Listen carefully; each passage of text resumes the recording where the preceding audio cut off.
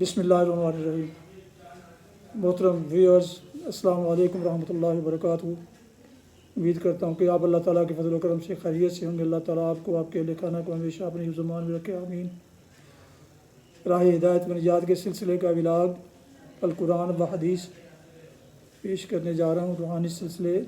روحانی اور قرآنی سلسلے کا یہ ولاگ جو سراسر باعث خیر، باعث برکت اور باعث ثواب ہے، نور ہدایت، یہ اللہ تعالیٰ کی رضا کے لیے اور عوام الناس کی آگہی کے لیے اپنے یوٹیوب چینل بشیر رشیدی سے پیش کر رہا ہوں۔ روزانہ کی بنیاد پر یہ کرتا ہوں۔ اللہ تعالیٰ میری یہ کاوش قبول فرمائے۔ تو شروع کرتے ہیں القرآن و حدیث۔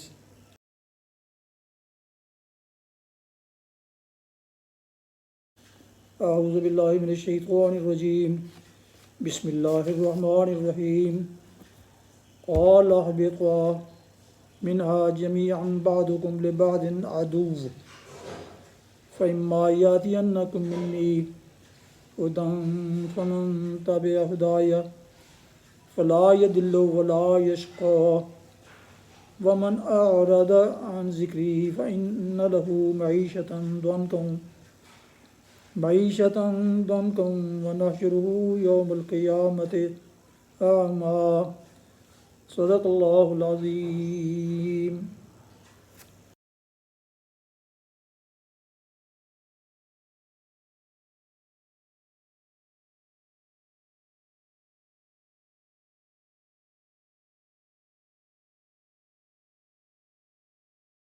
سورۃ طٰہٰ، آیات مبارکہ 123 اور 124 کی تلاوت کی گئی، اس کا اردو ترجمہ پیش کرتا ہوں۔ قال اهبطوا منها جميعا بعضكم لبعض عدو۔ تم دونوں یعنی فریق یعنی انسان اور شیطان یہاں سے اتر جاؤ، تم ایک دوسرے کے دشمن رہو گے۔ اب اگر میری طرف سے تمہیں کوئی ہدایت پہنچے تو جو کوئی میری اس ہدایت کی پیروی کرے گا وہ نہ بھٹکے گا، نہ بدبختی میں مبتلا ہوگا، اور جو میرے ذکر یعنی درس نصیحت سے منہ موڑے گا اس کے لیے دنیا میں تنگ زندگی ہوگی، اور قیامت کے روز ہم اسے اندھا اٹھائیں گے۔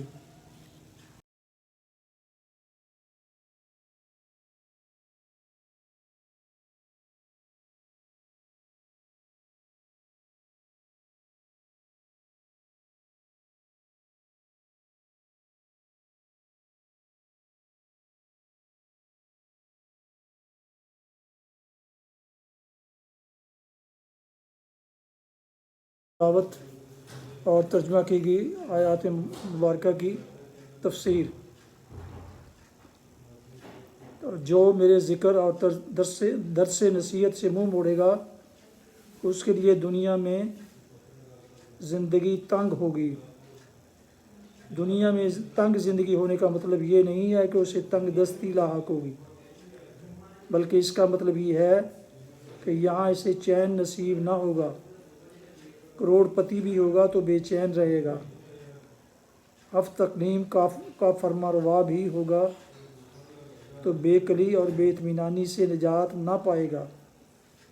اس کی دنیاوی کامیابیاں ہزاروں قسم کی ناجائز تدبیروں کا نتیجہ ہوں گی، جن کی وجہ سے اپنے ضمیر سے لے کر گرد و پیش کے پورے اجتماعی ماحول تک ہر چیز کے ساتھ اس کی پہم کشمکش جاری رہے گی، جو اسے کبھی امن و اطمینان اور سچی مسرت سے بہرہ مند نہ ہونے دے گی،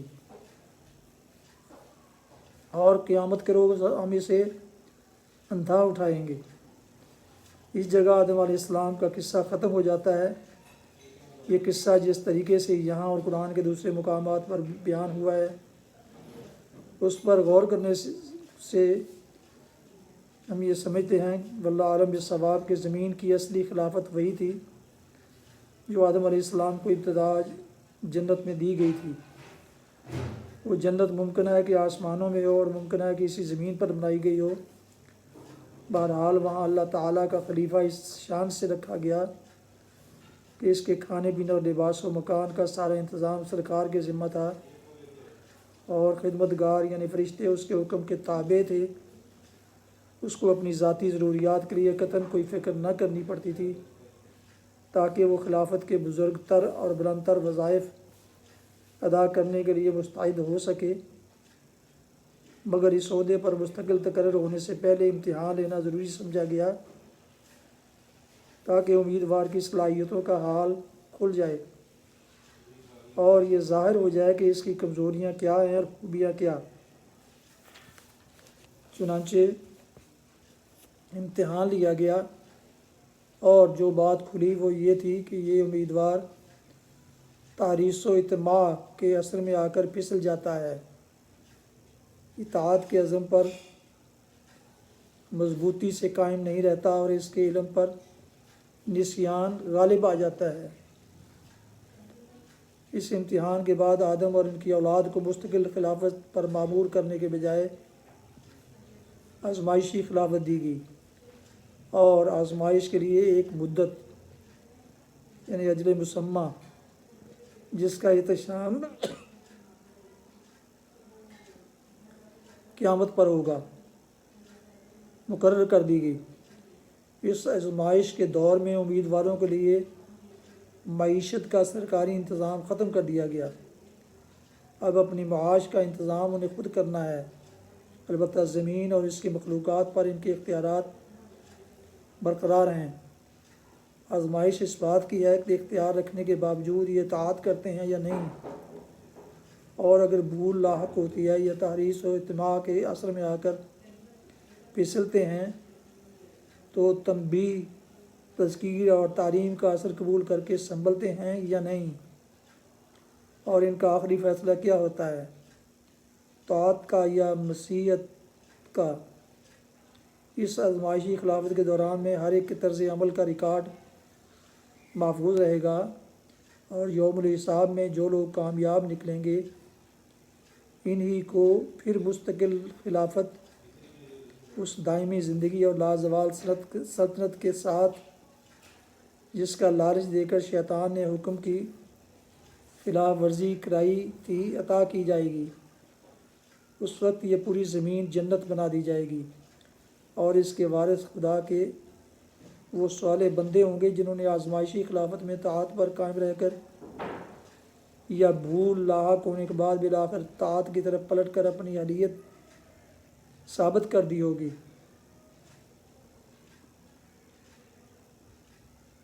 جنت کی اس زندگی کو جو لوگ محض کھانے پینے اور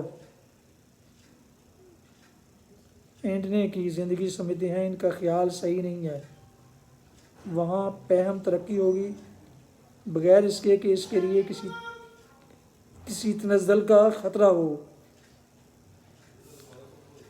اور وہاں خلافت الہی کے عظیم الشان کام انسان انجام دے گا بغیر اس کے کہ اسے پھر کسی ناکامی کا منہ دیکھنا پڑے۔ مگر ان ترقیات اور ان خدمات کا تصور کرنا ہمارے لیے اتنا ہی مشکل ہے جتنا ایک بچے کے لیے یہ تصور کرنا مشکل ہوتا ہے کہ بڑا ہو کر جب وہ شادی کرے گا تو ازدواجی زندگی کی کیفیات کیا ہوں گی۔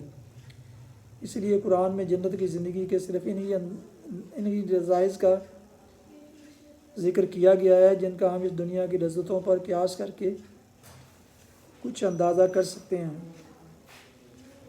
اس موقع پر یہ بات دلچسپی سے خالی نہ ہوگی کہ آدم علیہ السلام و حوا کا قصہ جس طرح بائبل میں بیان ہوا ہے اسے بھی ایک نظر دیکھ لیا جائے۔ بائبل کا بیان ہے کہ خدا نے زمین کی مٹی سے انسان کو بنایا اور اس کے نتنوں میں زندگی کا دم پھونکا تو انسان جیتی جان ہوا، اور خدا نے مشرق کی طرف عدن میں ایک باغ لگایا اور انسان کو جسے اس نے بنایا تھا وہاں رکھا، اور باغ کے بیچ میں حیات کا درخت اور نیک و بد کی پہچان کا درخت بھی لگایا۔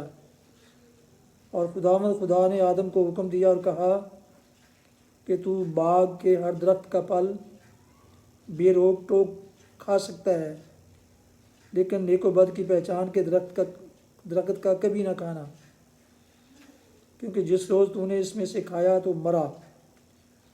اور خداوند خدا اس پسلی سے جو اس نے آدم میں سے نکالی تھی ایک عورت بنا کر اس آدم کے پاس لایا، اور آدم اور اس کی بیوی دونوں ننگے تھے اور شرماتے نہ تھے، اور سانپ کل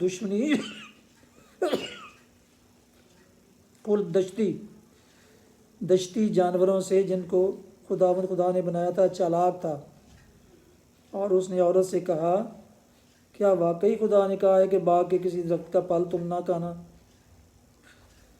سانپ نے عورت سے کہا تم ہرگز نہ مرو گے، بلکہ خدا جانتا ہے کہ جس دن تم اسے کھاؤ گے تمہاری آنکھیں کھل جائیں گی اور تم خدا کی مانند نیک و بد کے جاننے والے بن جاؤ گے۔ چنانچہ عورت نے اس کا پھل لے کر کھایا اور اپنے شوہر کو بھی کھلایا۔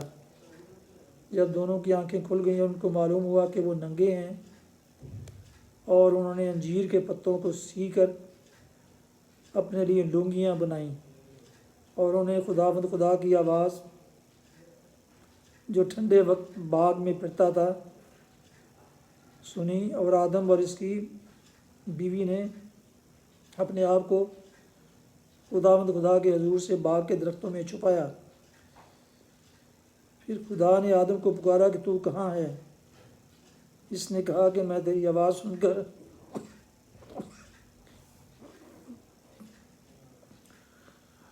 ڈرا اور چھپ گیا کیونکہ میں ننگا تھا۔ خدا نے کہا ارے تجھ کو یہ کیسے معلوم ہو گیا کہ تو ننگا ہے؟ ضرور تو نے اس درخت کا پھل کھایا ہوگا جس سے میں نے منع کیا تھا۔ آدم نے کہا مجھے ہوا نے اس کا پھل کھلایا، اور ہوا نے کہا مجھے سانپ نے بہکایا تھا۔ اس پر خدا نے سانپ سے کہا اس لیے کہ تو نے یہ کیا تو سب چوپایوں اور دشتی جانوروں میں ملعون ٹھہرا، تو اپنے پیٹ کے بل چلے گا اور عمر بھر خاک چاٹے گا، اور میں تیرے اور عورت کے درمیان اور تیری نسل اور عورت کے نسل کے درمیان عداوت ڈالوں گا، وہ تیرے سر کو کچلے گا اور تو اس کی ایڑی پر کاٹے گا۔ اور عورت کو یہ سزا دی کہ میں تیرے درد حمل کو بہت بڑھاؤں گا، تو درد کے ساتھ بچہ جنے گی، اور تیری رغبت اپنے شوہر کی طرف ہوگی اور وہ تجھ پر حکومت کرے گا۔ اور آدم کے بارے میں یہ فیصلہ صادر کیا کہ چونکہ تو نے اپنی بیوی کی بات مانی اور میرے حکم کے خلاف کیا، اس لیے زمین تیرے سبب سے لعنتی ہوئی۔ مشقت کے ساتھ تو اپنی عمر بھر اس کی پیداوار کھائے گا، تو اپنے منہ کے پسینے کی روٹی کھائے گا۔ پھر خدا نے آدم اور اس کی بیوی کے واسطے چمڑے کے کرتے بنا کر ان کو پہنائے، اور خدا نے کہا دیکھو انسان نیک و بد کی پہچان میں ہم میں سے ایک کی مانند ہو گیا، اب کہیں ایسا نہ ہو کہ وہ اپنا ہاتھ بڑھائے اور حیات کے درخت سے بھی کچھ لے کر کھائے اور ہمیشہ جیتا رہے۔ اس لیے خدا نے اس کو باغ عدن سے باہر کر دیا۔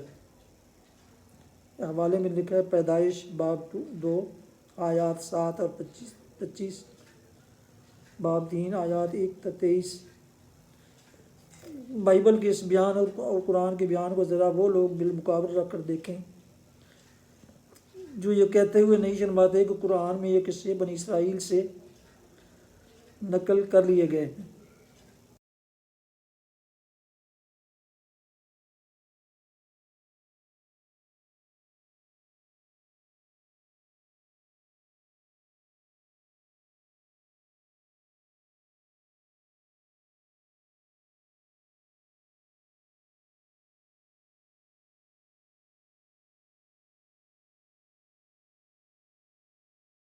حدیث مبارکہ حضرت ابو ہریرہ رضی اللہ عنہ سے روایت ہے، نبی کریم صلی اللہ علیہ وسلم نے فرمایا ناک خاک آلودہ ہو، پھر ناک خاک آلودہ ہو، پھر ناک خاک آلودہ ہو اس شخص کی جس نے بڑھاپے میں اپنے والدین کو پایا، ان میں سے ایک یا دونوں کو، اور پھر بھی ان کی خدمت کر کے جنت میں نہیں گیا۔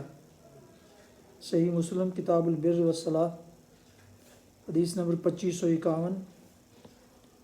زغام، یہ عربی ٹیکسٹ میں جو زغام کا لفظ استعمال ہوا ہے، مٹی کو کہتے ہیں۔ ناک کا خاک آلودہ ہونا، یہ کنایا ہے ذلت سے، گویا اس کی ناک مٹی میں مل گئی۔ اس میں ایسے بد نصیب کے لیے بد دعا یا اس کے انجام بد کی خبر ہے جو اپنے والدین کے ساتھ حسن سلوک اور ان کی خدمت کر کے اپنے رب کو راضی نہیں کرتا۔ والدین کی خدمت تو ہر عمر میں ہی ضروری ہے، وہ جوان ہوں تب بھی۔ حدیث میں بڑھاپے کا ذکر اس لیے ہے کہ کبر سنی یعنی بڑھاپے میں والدین خدمت اور نیکی کے زیادہ ضرورت مند ہوتے ہیں۔ احتیاج اور ذوق کے اس دور میں انہیں حالات کے رحم و کرم پر چھوڑ دینا نہایت سنگ دلانہ جرم اور چند در چند کبھی فعل ہے، اور اپنی اس ذلیل حرکت کی وجہ سے وہ جنت سے محروم رہ سکتا ہے۔